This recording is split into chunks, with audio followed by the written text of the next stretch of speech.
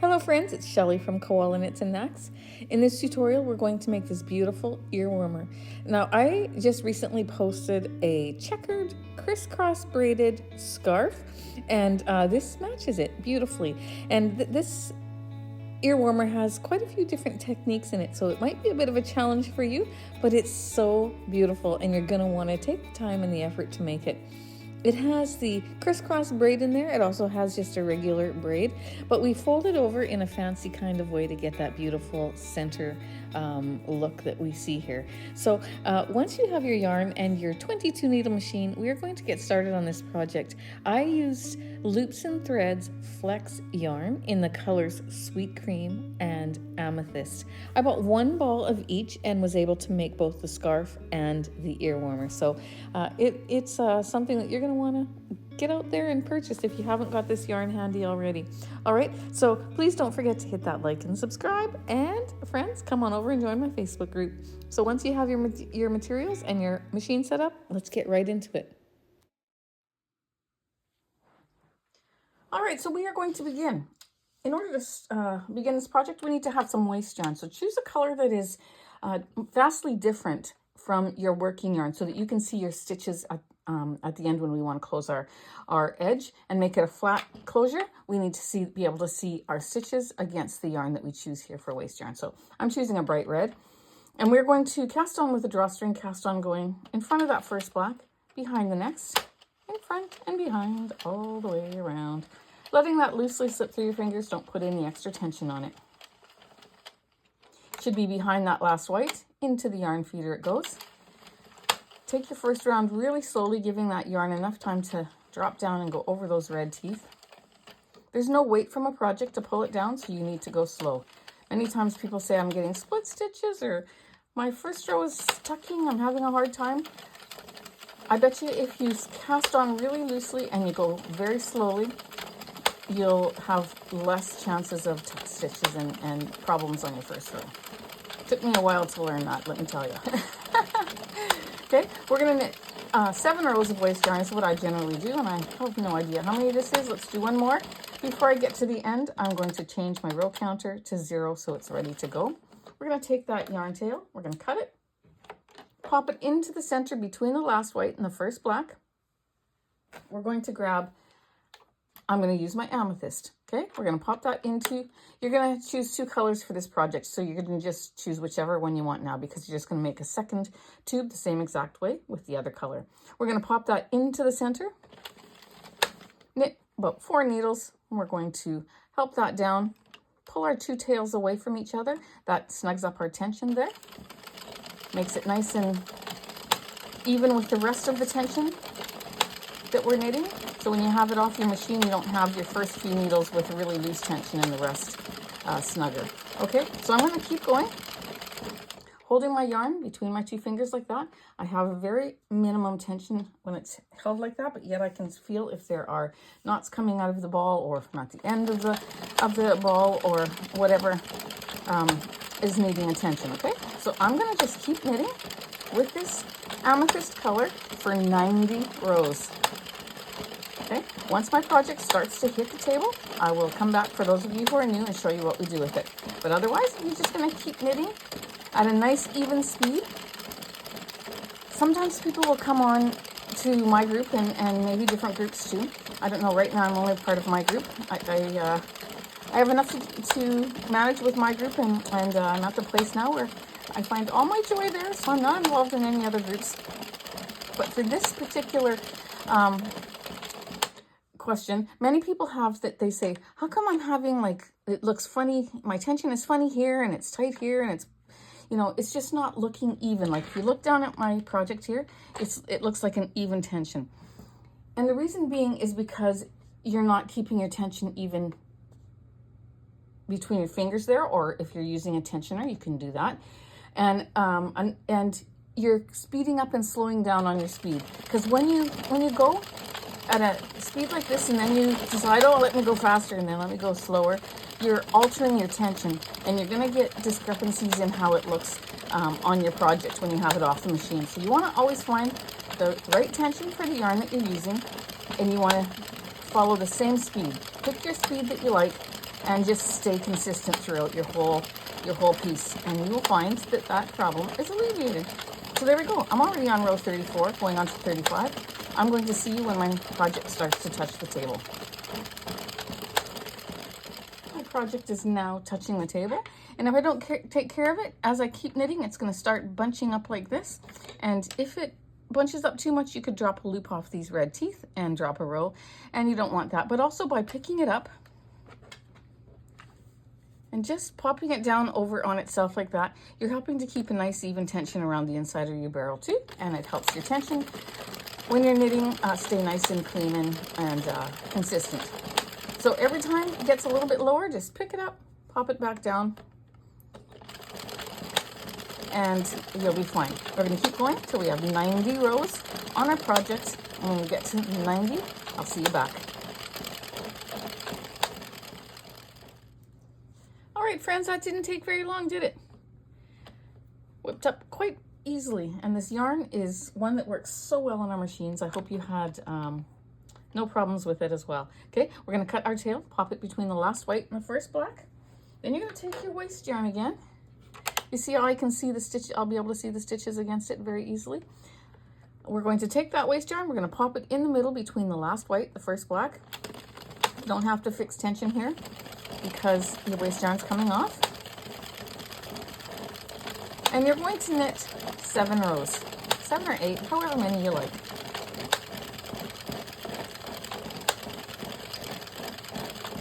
There we go. I don't know how many that is. When I'm talking to, I lose track, so we're going to stop there. I'm going to cut my tail, pop it into the center between the last white and the first black. Now, if I wanted to throw this in a bin and you know, it's going to be jostling with other things, and I'm going to get back to it at another time, I would have cut off a long tail and done the drawstring cast off. That would have held these stitches in place and they wouldn't drop down. When we take this off the machine, there's nothing holding these loops, and so it can very easily start unraveling, and it will unravel down into your project as well. But because we're going to get at this pretty quickly, and it's a small piece, I don't feel I have to do that. So we're going to just, now that we cut it and put it in the center there, you rotate your barrel 2 full turns, and on the second one, it starts to come off. Sometimes you have to help that last one. And there we go. We've got one of the 2 that we need. Here we go. So now what I want you to do is I want you to cast on with waist yarn and make your second one exactly the same length.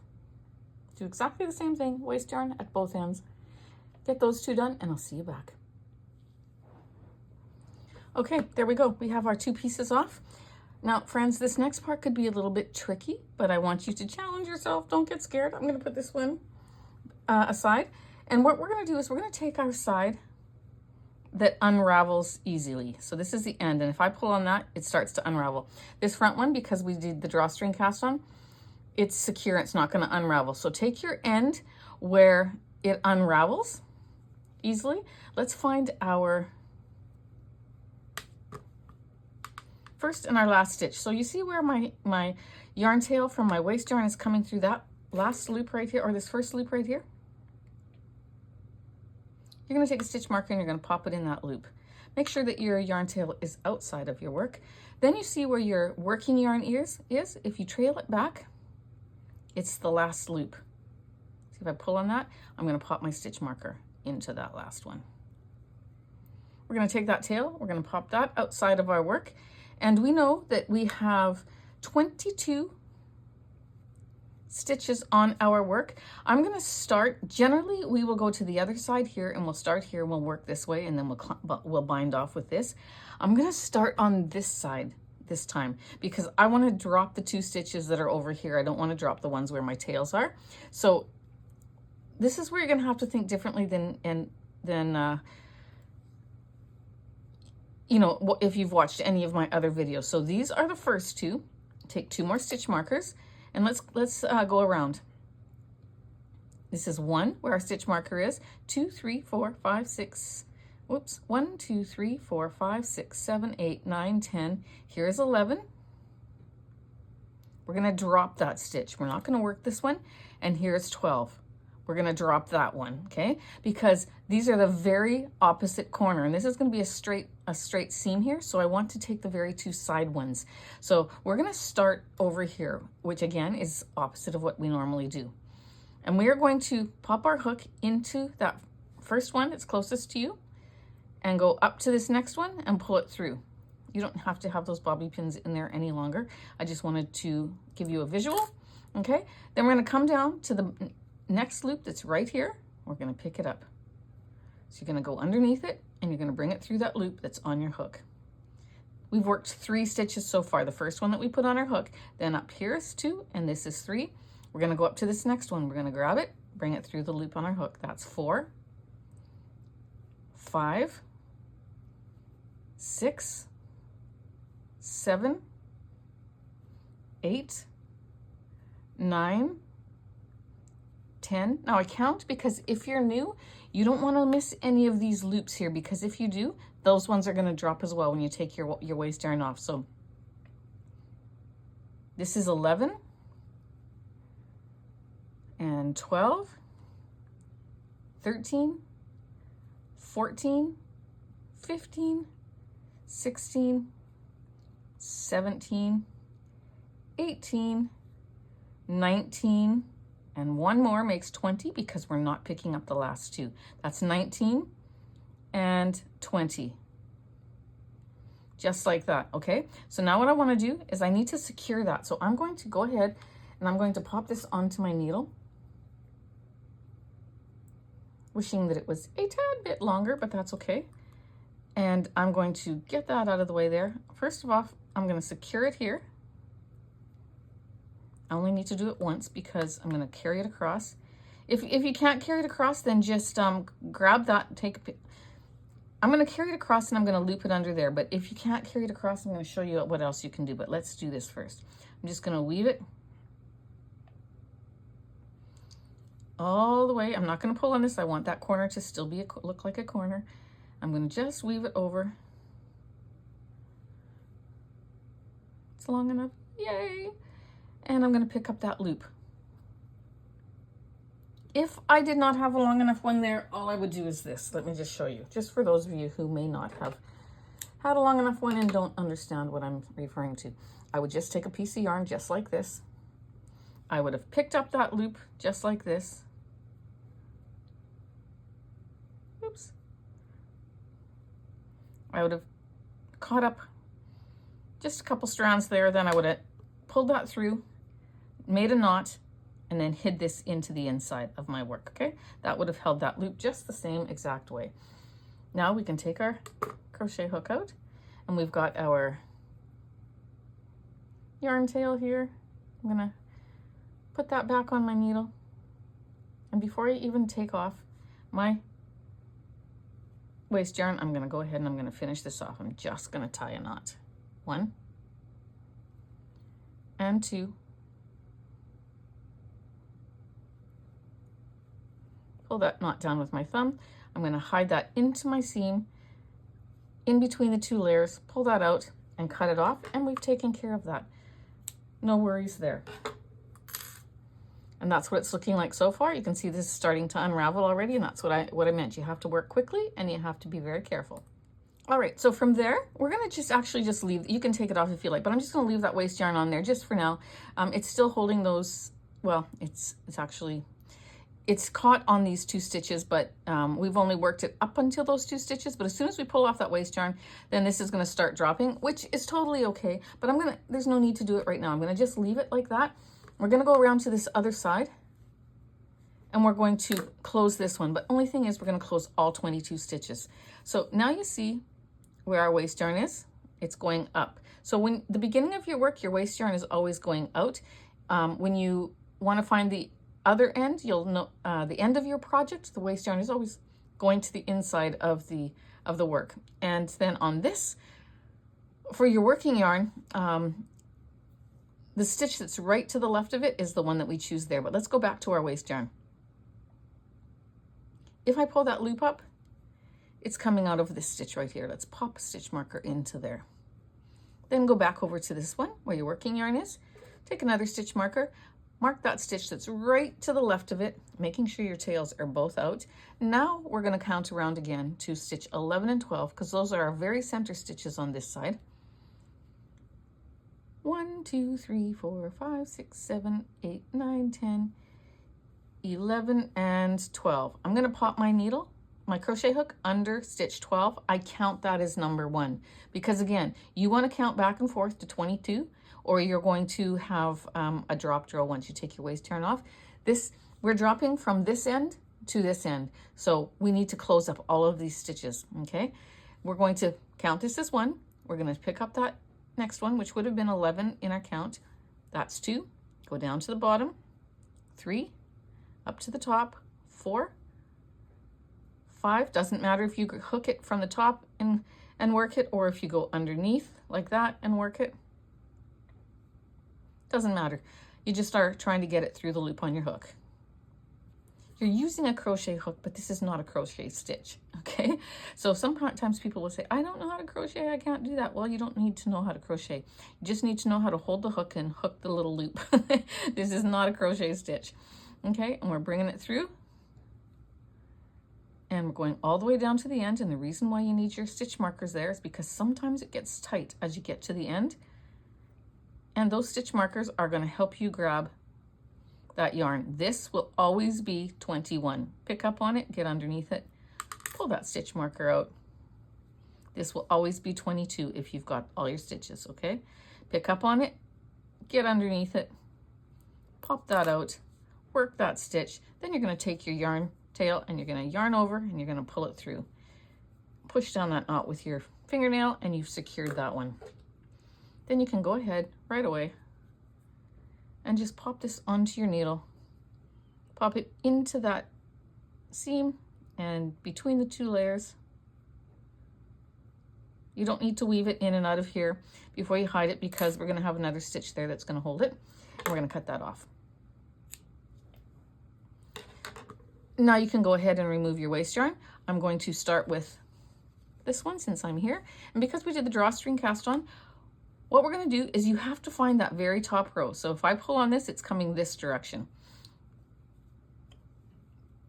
Go up to that very top row and you can see that there's a stitch that's going over top of that yarn strand. I'm going to pinch that stitch and pull out. Go down about 6 or 7 more stitches. Get to the top row, pinch the stitch, pull the yarn. You have to remove that first row before you can take off the rest of the waste yarn. You're going to go all the way around, just like that, and then you can just pull this off. And I'm going to rewind this because I can reuse it. It's the first time I used it. We got a beautiful seam there, and we can easily find those stitches to close it up again when we want to make this into a circle, okay? Now we can go ahead and we can remove this one. Got a bit of a knot happening there. Is it tangled? So this one I'm going to have to cut. Usually you don't have any problems with this one, but it started to unravel and then it tangled around itself. So I'm not going to fight with it. I'm just going to cut it and pull it out. Okay. These 2 are ready to drop. I'm going to leave those stitch markers in them until I'm ready to work with it. And I'm going to go ahead and I'm going to do the exact same thing to the other piece. All right, so I have both pieces done. I've stretched them out widthwise and lengthwise as well. This one's starting to drop already, but that's okay. I just caught them up like this. You can just leave them too, but just so that it's neater for you to see what I'm doing here. So I've got my 2 bobby pins here, my stitch markers. These 2 are the ones that are going to drop on the purple. These 2 are the ones that are dropping on the ivory. Those have to be in the middle, close to one another, okay? Then you're going to line these up right beside each other. You're going to find 2 stitch markers. Why, you ask? Because now you're going to follow this down and you're going to just put it anywhere in there. It's just so that we can see that visually that this is the side, not this side, where we're dropping. And for this one, we're going to just pop a stitch marker in there and do one that's closable because then it's easier to manage. Now what you're going to do is you're going to take this purple one and you're going to lift it on top of the white one and over. Okay, so just like that. Then this is a little tricky. You're going to go underneath and bring it back. So we're getting a twist on there, but you're going to bring it back. And now you have your stitch markers that are matching, because this is the seam that is going to have our drop stitches on it, okay? So then our drop stitches are together here. They're together here. The only tricky part about this is you want your knot to be in the center. So you have to kind of eyeball it. What you can do then is you can take another stitch marker if you like, and just stitch these together, just so that they stay in place. Otherwise it can get a little bit confusing. But you know what I just showed you, back that up and look at it again, because it's really very basic. All this is going over and under. This one is under and over, making a nice little twist to there. These two ends are going to be seamed together. These two we're going to start our seaming. I'm going to push these up so that I can get a nice snug knot in there. Basically what you want to do is you want to now grab your measuring tape, and we want to measure equal lengths on each side. So if I just squish this together, just a nice tight knot, I'm going to measure this. I am going to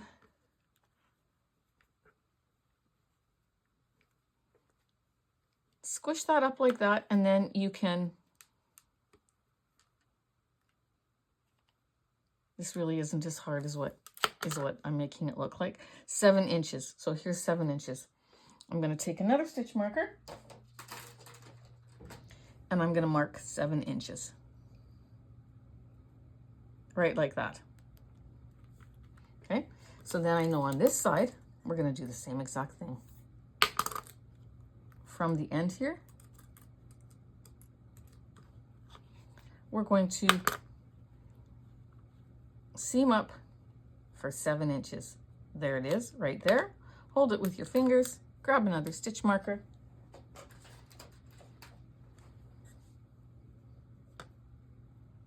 and pop it in there.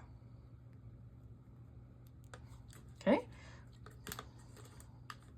so here's where our twist is going to be, right here.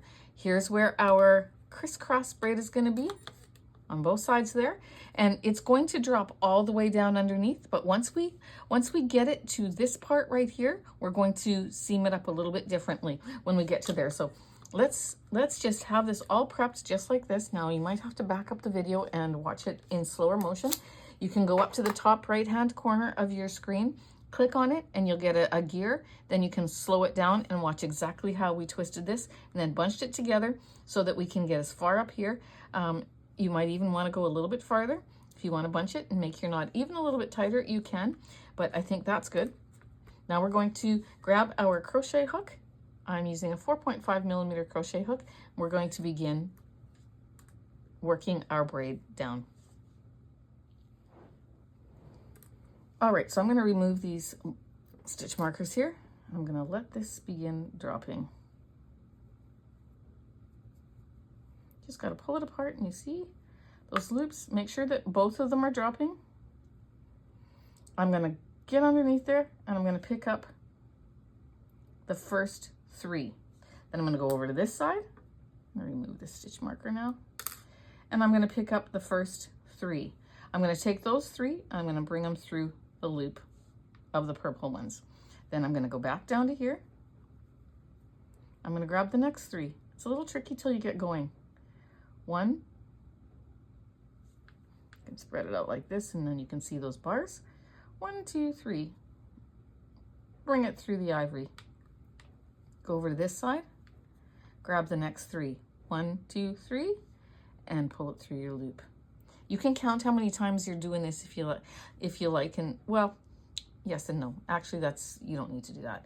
And we're going to, sorry, I was going to give you another tactic, but I think it will confuse you, so we're going to leave it.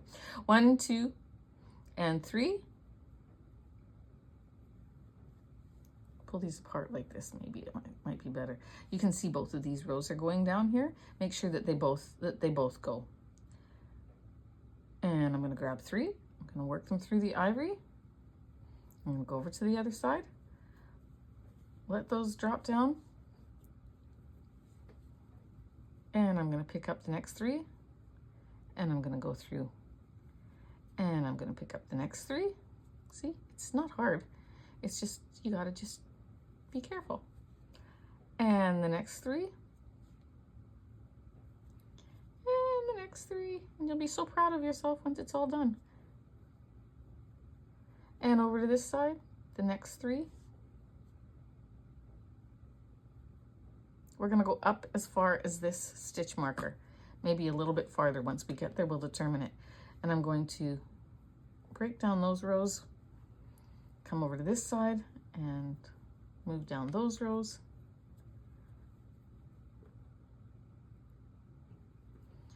And I'm going to come back over here. I'm going to pick up 3 and work them.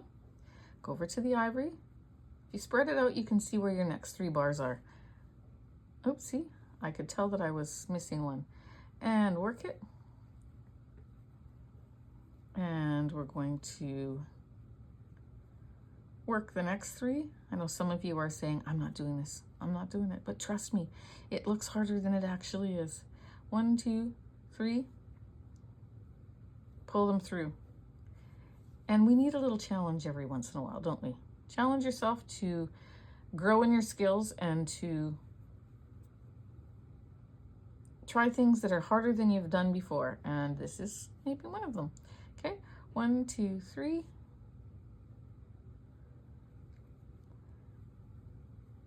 And 1, 2, 3. I'm almost at my stitch marker that I marked 7 inches up. And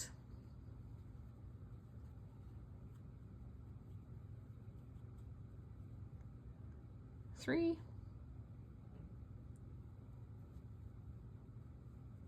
And I'm going to just do 3 more on this side. And 3 more on this side.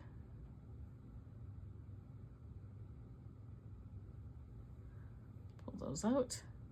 And then we have to change up our tactic. Okay, so I'll just give you an idea what it looks like there. There we go. This is one side. That's a crisscross braid. Looks beautiful. I'm going to take out this stitch marker. I'm going to then maybe go, I'm going to do 3 more bars. Make that little knot a little bit tighter. 1, 2, 3. And 3 more on this side. Pull those apart. 1, 2, 3. Bring that through. And now what we have to do is we have to work on just the ivory until we get to this part here. Now I did move up my stitch marker just so I did do another 3, so I'm going to actually take this out. I'm going to move it up just a little bit so I know where to stop. Doesn't have to be exact. There we go.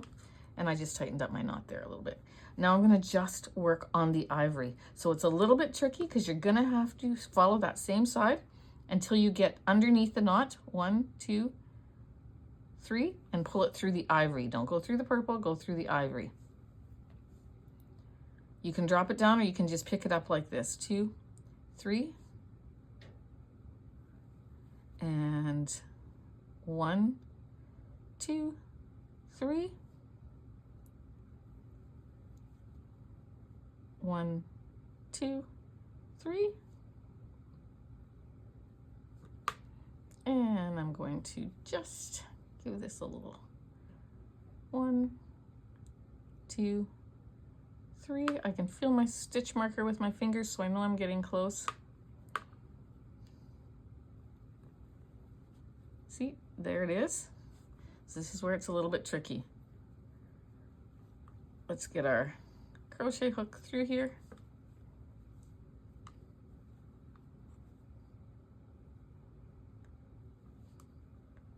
One, 2, 3. I'm at my stitch marker. I'm going to pick this up with my bobby pin. I'm gonna line this back up the way it needs to be. Just like that, and we've got our twist. We've got our braid starting here. Now I'm gonna work my purple till I get to the stitch marker, till I get to here. Okay, so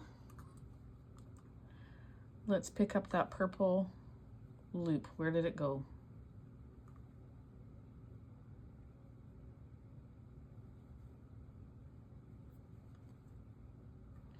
It's caught underneath the ivory there because that was the last loop that you did. So you just pick up the last purple loop there. 1, 2, and 3. And 1, 2, and 3.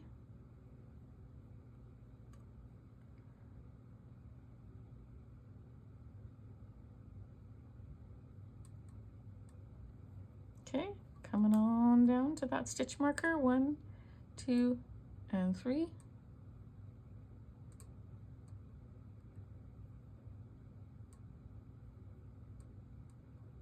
Come on. And 1, 2. Gonna remove that stitch marker.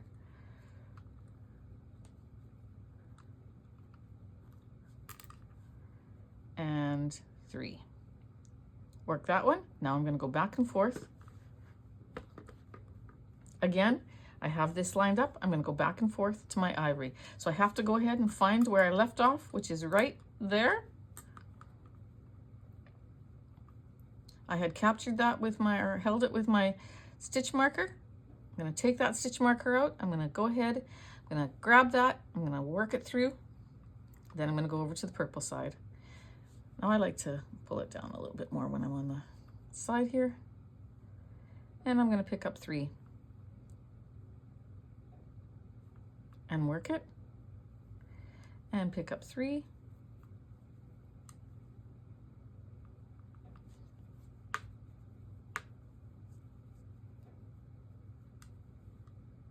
sometimes those flecks can catch it, so you just got it and make it hard to unravel, but you can do it.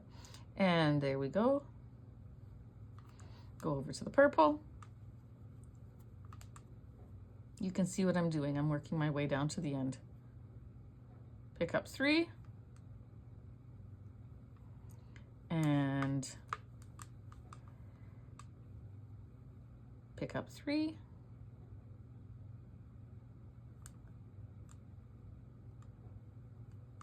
if you're still with me and you're doing this, I'm proud of you. I'm proud of me, actually. You know what? I'll be honest. I designed this and I thought it out in my head. I wrote it down on paper. And this is the first one I'm doing. I'm doing it with you. Most often I'll do a project and then I'll do one and then I'll come and I'll do one with you. But sometimes I don't. And in this particular one, I have decided, I'm going to remove these stitch markers, that I was going to do it with you. So I'm figuring this out at the same time you are. Where's my other stitch? See how I only have one loop there? Got to find the other one. It somehow got caught up here.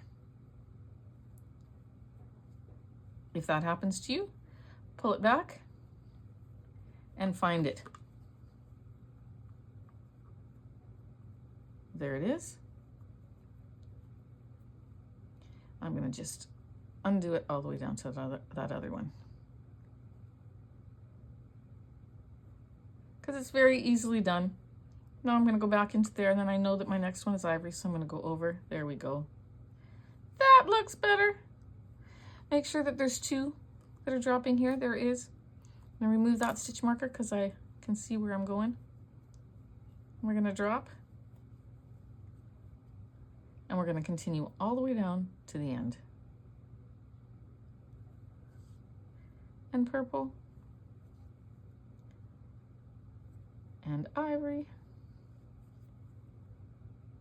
And 3. And 3. And see, there's my 2 loops. I'm going to work it all the way down. And I decided to stay on with you through this whole process. Generally, I'll show you how to do it and then I'll set you free. But I think the visual for this one is important to see all the way down. And I'm going to pick up the next 3.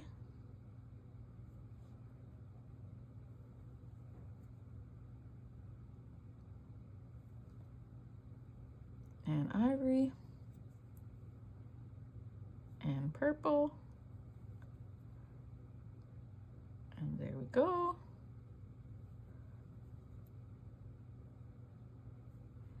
Almost there, guys. You have gone and done it. Now we just have to sew up the ends, which is very easy. This is the hardest part. Well, the knot and working our way around it is the hardest part. And it might have, you know, knotted a little bit differently in the process than when we first put it over, you know, put it in its rightful place, but hopefully it didn't. And if it did, well, it's unique to how you do it. And I think this is going to look great regardless. So let's see here.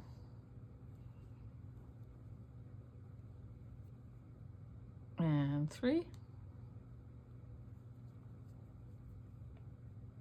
This matches the crisscross, the checkered crisscross braided scarf that I recently posted. And so be sure and check that out too and make yourself a matching set. I actually just bought 1 ball of yarn in each color, and it's done both of these projects. Well, I bought 2 in the ivory here, but I haven't touched the second one. So 1, 2, and 3. And 1, 2, and 3. And I think there's only 2 left on each side. How come there's only 2 bars there? So let me just see what happened to it.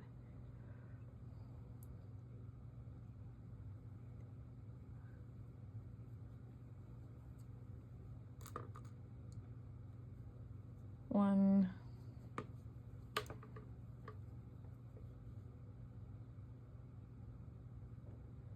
2, and 3. There we go. It's a little difficult when you get to the end. 1, 2, and 3. And I think I can just get 2 more here. Go up as far as you can and catch the last loop if you can't. Like I'm gonna just get under that loop. That's the last one. And for this side, there's this one. And I'm gonna just capture these 2 loops here instead of taking it any further. Do your best to get all the way up to the top and then just make sure that you secure it with whatever loops are there. Come on. And into this one. I have some strands there from the yarn tail that I hid. That's what's giving me a little bit of grief there. So I'm just gonna go ahead and cut that off. And I'm going to bring that through.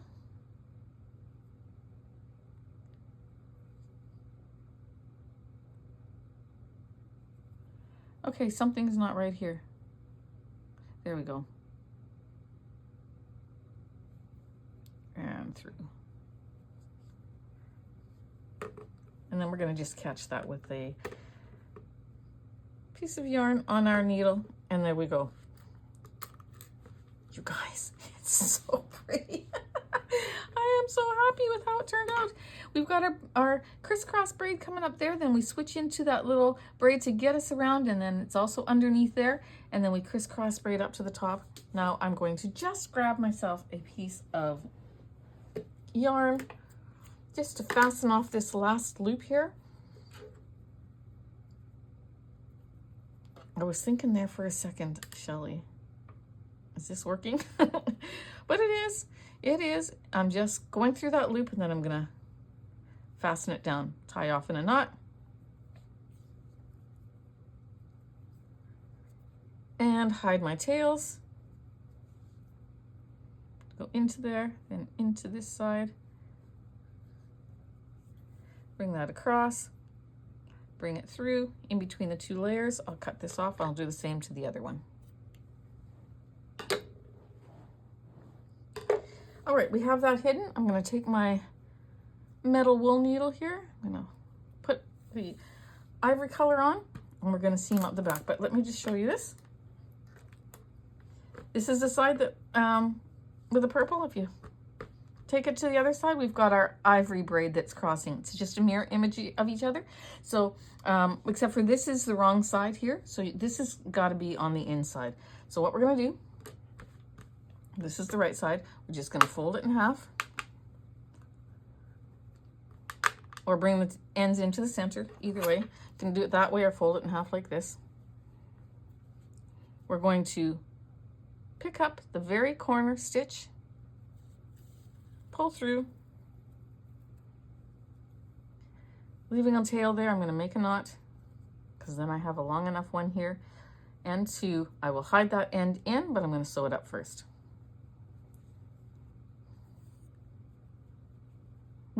I'm just sewing it on the right side of the work, but you can put it inside out and sew it that way too.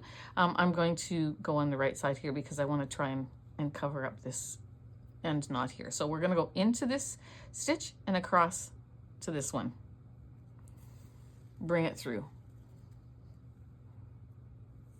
Then I'm going to come over and I'm going to go into that stitch and over to the next one. I'm only picking up one bar. And I'm going to do that all the way across. I'm picking up one bar of this stitch, one bar of that stitch.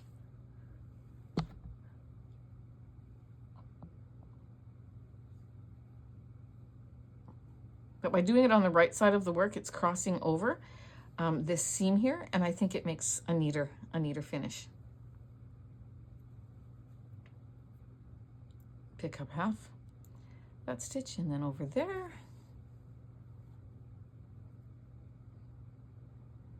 And this is, of course, at the back of your neck. Nobody sees it anyways. And I'm going to pick up this next one. I'm going to do this all the way across, making sure that my center pieces here are lined up so that I can get this corner and that corner and that one and that one. Just because there's a little bit of looseness there from the braid, we want to secure it. See how nice that's looking? Like it's a beautiful finish. Okay, coming to the corner here, I'm going to pick up half of that stitch, half of the one there. I'm going to go into the braid. I'm going to pick that up, then I'm going to come across to here and go into the corner. Then come across and go into the corner on this side and then back into that corner again on the other side. I'm going to carry this all the way down in the same motion, in the same way we did this half, we're going to do this half.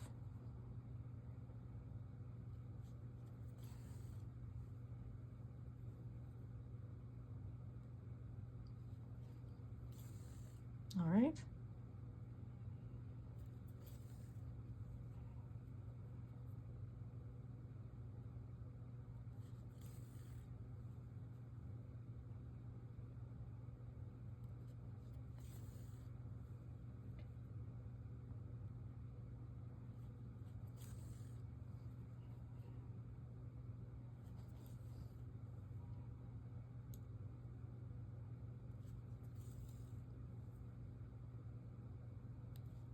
And let's get right into the corner there, picking up that corner and that corner.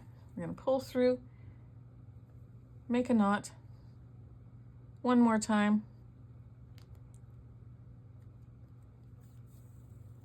make a knot,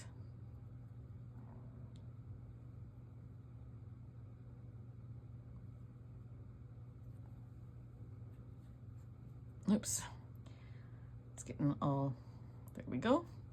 And then I'm going to just cut this off. It's too long to work with. Weave it through the seam that we just did. So just into the center there, in between the stitches. Then come back the other way.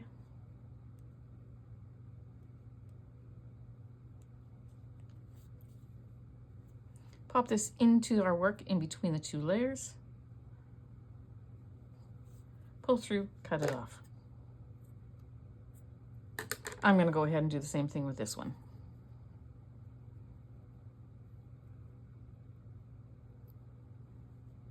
Giving it a tie to make sure it's secured. I think it's already got one knot, so I'll just do one more.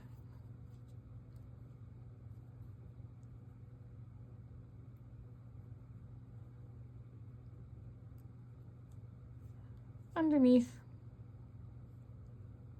and then back, and between the two layers.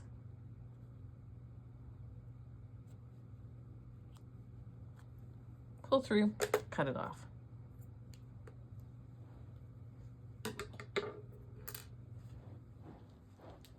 All right, friends, let's turn this the other way, just like this.